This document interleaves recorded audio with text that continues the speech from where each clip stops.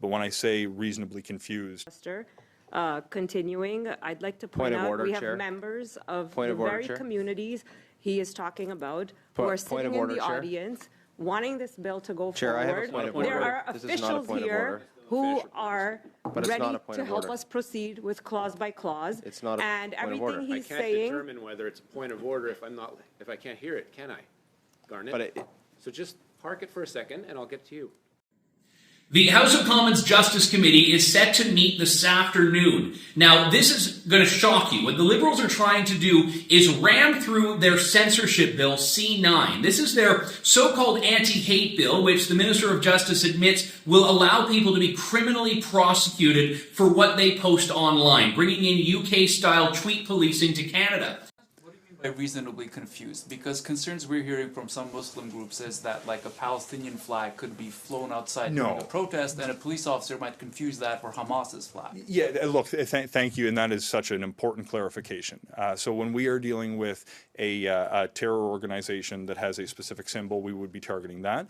But when I say reasonably confused, what we're trying to target is someone who would tinker with an image slightly to make the argument that in fact it's not the symbol, when in fact the intent is to still promote hate through the use of the symbol that may not be observable easily in the circumstances. So this is not about, to be clear, this is not about a Palestinian flag. Earlier this month, Prime Minister Marc shuffled his cabinet and chose Marc Miller as the new minister responsible for culture and official languages. Within 24 hours, Miller found himself at the center of a controversy for saying he was tired of the language debate being politicized in Quebec. The reaction from the Premier and the leader of the PQ only added fuel to the fire. And joining us now is Minister Marc Miller. Mr. Miller, thank you for joining us today. Thank you, Maya. So first off, just for our viewers, let's take a look as a reminder of what exactly Premier François Legault said the day after you were sworn in. Puis là, Marc Miller, le nouveau ministre fédéral de la Culture, vient dire qu'il est tanné du débat sur le déclin du français. Quelle honte! Marc Miller, là, c'est une honte pour tous les Québécois. Je ne sais pas comment il va faire pour se présenter dans une activité culturelle au Québec après avoir dit des conneries comme ça. So the Premier there calling you a disgrace to all Quebecers and basically saying he didn't know how you could show your face at cultural events here in Quebec. Well, you were here in Montreal yesterday for an announcement for the cultural sector. Did you feel uncomfortable? Not at all. I felt great because I'm at home and not going anywhere anytime soon. Whether I agree with him or not, he is my premier, and those comments are hurtful. I've got thick skin, so it is what it is. The reality is, I take no pleasure in having the premier and the head of the Parti Québécois, Paul Saint-Pierre Plamondon, prove me right that this issue, while we're all saying pretty much the same thing, we need to protect the French language, has gotten heavily politicized. And at the federal government, where, to be honest, the federal government hasn't done the best job in the world protecting the French language over the course of history, we actually have done that in the last 10 years and will continue to do so, whether it's amending and reformulating and refreshing the Official Languages Act in my own role as the immigration minister, making sure we increase the number of Francophones coming into the country, now up to 12% of the total immigration numbers, especially outside Quebec, where French language is exceedingly vulnerable, and putting a $4 billion program in a French and a Francophone strategy across Canada is proof of our engagement. So we're kind of all saying the same thing, and it seems like it is getting very heavily. It has and will be and probably will continue to be heavily politicized. Okay, so I hear what you're saying about you seeing it as you being on the same page, and there have been measures taken by the federal government to protect the French language, but given the backlash to your comments, would you have said or done anything differently? Not really. Look, I've said this in these terms. It probably wasn't the best thing to throw a huge body check on the first shift out, back from having been out of cabinet for a few months.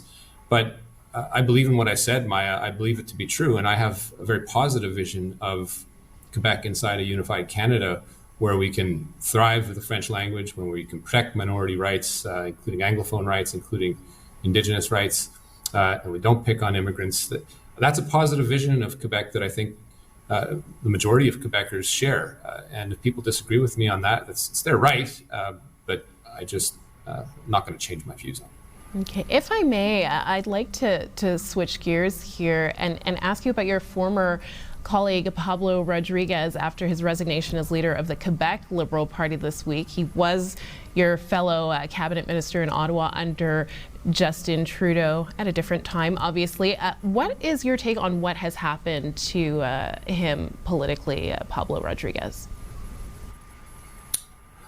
Look, this is something that's unfortunate because he's a close friend of mine and I support him personally. I think he's been a contribution to Canadian politics. And this has sort of been a situation where it's been a slow death by paper cuts. And as in his own words, he said he became a distraction. So I think he took the right decision. It doesn't change the challenge that federal Liberals or the Liberal Party of Quebec, two distinct entities, face in an election year in Quebec. And hopefully the provincial Liberals will be able to, and they have an opportunity to gather themselves and present a strong alternative to Quebecers during the next election. There's a limited amount that I, as a federal minister, should be saying publicly, but I am a Quebecer and I will have a voice in the next election and won't be afraid to exercise it. I think the party needs to figure out a way to move on. I'm not very close to the provincial Liberals. That's just the reality of it, but as a concerned citizen, I have my views.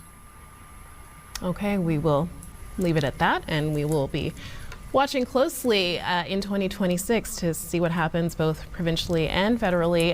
Minister Marc Miller, thank you again for your time today, and happy holidays. We appreciate you making some time for us.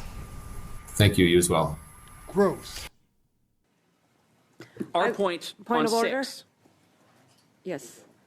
I'd just like to point out that we have, and Mr. Lawton, what he's been going on about, and the Conservative filibuster continuing. I'd like to point out we have members of the very communities he is talking about who are sitting in the audience wanting this bill to go forward. There are officials here who are ready to help us proceed with clause by clause. It's not a and point of order. everything he's I can't saying. determine whether it's a point of order if I can't hear it, can I, Garnet? So just park it for a second and I'll get to you. Ms. Dillon. So out of respect for our audience members who are here wanting this bill to go forward and they don't comprehend what is going on right now, it's a Conservative filibuster to block the clause by clause so this bill can go forward. The very organizations and communities you mentioned, they're all in the audience. Look at you.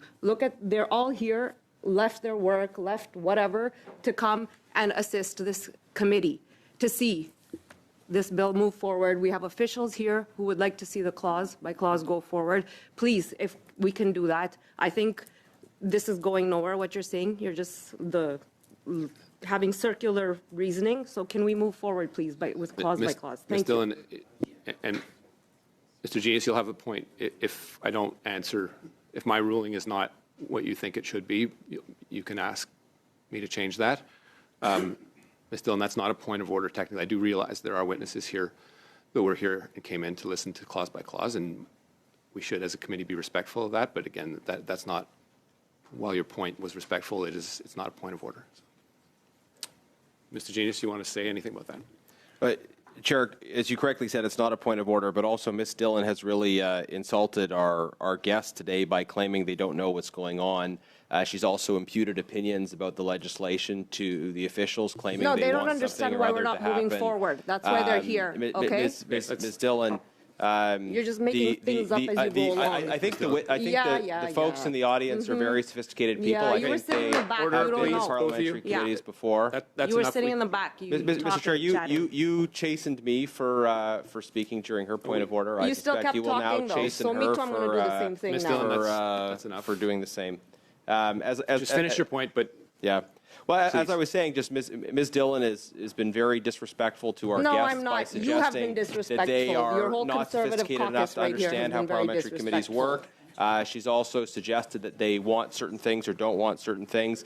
I don't think that's fair to them, and I don't think that's fair to the officials. The officials are here to do their job, which is to answer questions. They're not here to express not here to be abused. So I think Ms. Dillon should apologize for the comments she made about the guests that are here at the committee.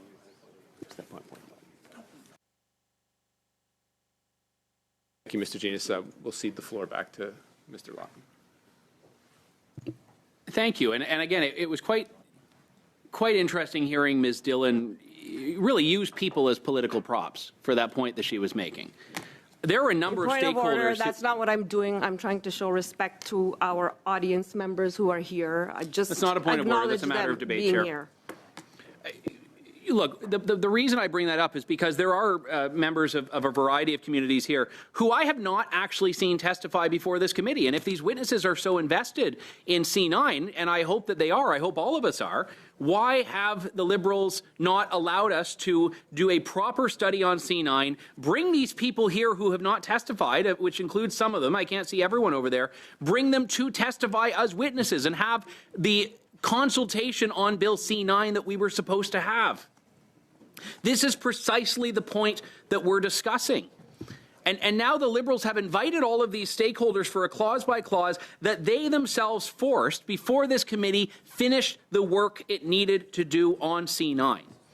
A bill which, while I definitely understand the circumstances that have led to it, a bill which has, I don't actually believe I have gotten a single constituent email urging the speedy passage of C9. I have had emails from more constituents than I can count, and I'm just talking about as an MP. I'm not talking about emails I've received as a member of the Justice Committee from constituents saying you must stop this bill. And the reason is because they understand what the Liberal members choose not to, which is that this bill will attack freedom of expression. And when you want to force something through quickly that does not have cross-party consensus, it's only because you are concerned about what will be revealed when proper scrutiny and study is actually at stake. And I believe if you go back to the 3 meetings we were allowed to have on C9, what you would hear from our witnesses is that there was very little support for what C9 has actually done. And even witnesses who were conceptually supportive of C9 believed it needed changes that are so fundamental they would alter what the bill actually is. So if the Liberals believe that this bill needs to be passed immediately, they have to replace it with a bill that does not do what has been so alarming to people, again, from left and right, from religious groups representing a range of religions. You know, you have members of the Indian community that feel very personally targeted by this bill and feel that their religious freedom will not be protected. In the course of debate, as we've talked about changing the criminal code, by the way, changing the criminal code even beyond what C9 seeks to change, to remove the religious defense under Section 319. And in the course of discussion, when people see a member of Parliament refer to verses of Scripture as potentially hateful, all of a sudden religious people in Canada feel like they're going to be targeted by Bill C9. So I don't understand how the government believes that a bill designed to attack hate against religion can do so by inciting hate against religion, and more importantly, against people who themselves are religious, which is the majority of Canadians. You know, we often heard Justin Trudeau talk about how diversity is our strength as a country. If you read through census data, not just in any of the constituencies that we represent, but across the country, you'll see a range of religious backgrounds and belief systems. You'll see denominations you never knew existed because we have such a diverse array of political and religious beliefs and cultural backgrounds and languages. And if we are to take a stand for religious freedom, we are taking a stand for all religious freedom. And people's religious beliefs influence their political beliefs. Their beliefs on, in some cases, geopolitics. I mean, we've seen this at issue in what's been happening since October 7th. And we should be able to, in a free society, have these discussions and have these debates. We should be allowed to engage in the dialogue we need to reach the political conclusions that we need or the societal standards that we want to employ. Look, John Stuart Mill wrote one of the most seminal pieces on freedom of expression on liberty. Now, Mill was far more of a utilitarian than I am. But one of the things that he did so eloquently in On Liberty is talk about what freedom of expression gives us and the value of speaking with someone with whom you disagree. And what Mill wrote in this is that you speak to someone you disagree with, and what they do is they perhaps tell you that you're wrong. Maybe you go over to their perspective. Maybe you find a middle ground that you didn't know existed. Or maybe the act of debating and defending your position reinforces your beliefs. But no one loses when we have the freedom to engage in that dialogue. And it's interesting. You know, ironically, we're talking about freedom of expression here. We're talking about free speech, the right for people to speak their minds. And Ms. Latanzio is tweeting about me, how she doesn't want me to have a right to speak, how she doesn't want me to speak about these issues that have been raised by Canadians from far and wide about concerns they have on Bill C9. And the Liberals may wish to, do what they're doing for social media clicks here, but the point of this is that we cannot take at face value. We cannot take at face value what they are telling us because they have shown an unwillingness to accept, even to go back to the Emergencies Act federal court decision, to even accept when a court has told them they broke the law, to accept when they have been found to have violated the most supreme law in this country, the Constitution of Canada. And Bill C9, cloaked in noble intentions, is the gateway to UK-style social media policing. We've heard from the minister. It applies to what you see and say online. We saw the Liberals try to ram forward clause by clause while denying us 2 crucial meetings, 6 hours of witness testimony, and by their own admission, plenty of witnesses here engaged in the bill who have not had the opportunity to testify yet. I read through the list of some of them, dozens and dozens of witnesses, witnesses proposed by Liberals, witnesses proposed by Conservatives. There is an internal incoherence. One of these prospective witnesses, who we didn't get to hear from, Brian Duty, who I believe is a lawyer, said, he talks about the internal incoherence. He says that, we have in this law sections that belong in other sections of the criminal code. So he doesn't believe it was properly done.